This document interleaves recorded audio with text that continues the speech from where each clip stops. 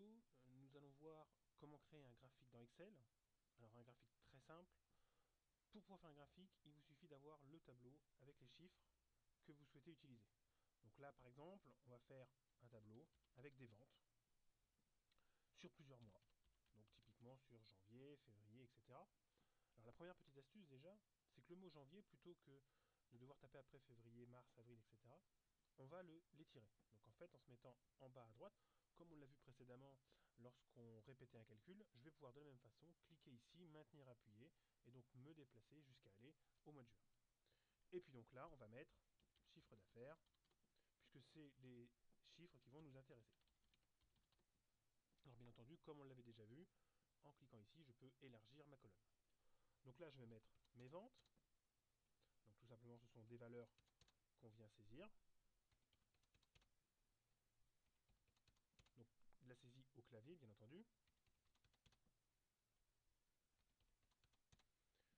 On peut, comme on l'avait fait précédemment, sélectionner les chiffres et puis éventuellement l'encadrer.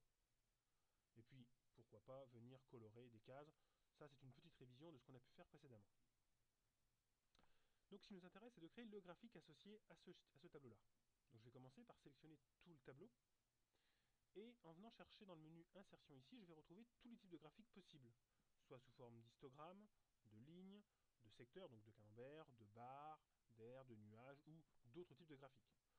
Là, pour commencer, on va faire un histogramme. Donc simplement, je vais cliquer ici et je retrouve différents types d'histogrammes, soit en 2 dimensions ou en 3 dimensions, sous forme de cubes, de cylindres, de cônes ou de pyramides. Donc là, je vais choisir par exemple le plus simple, l'histogramme 3D. Et automatiquement, je vais retrouver mon graphique.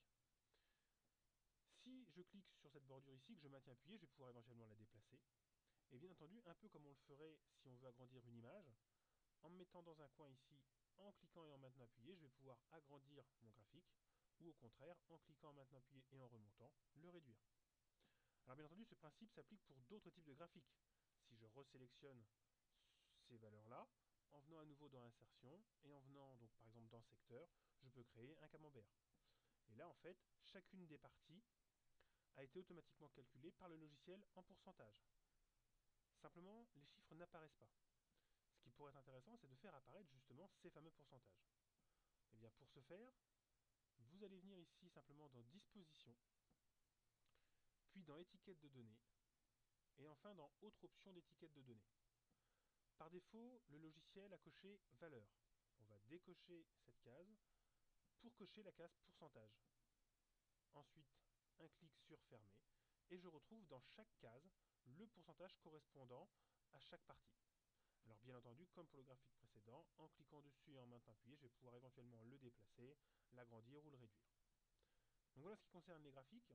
Simplement ce qui est important, c'est donc de commencer par saisir les informations, de les sélectionner, et ensuite en venant dans le menu Insertion, eh bien, vous allez pouvoir retrouver le type de graphique que vous voulez, et éventuellement si besoin, en allant dans Disposition et dans Étiquette de données, on va pouvoir faire apparaître certaines informations sur les graphiques.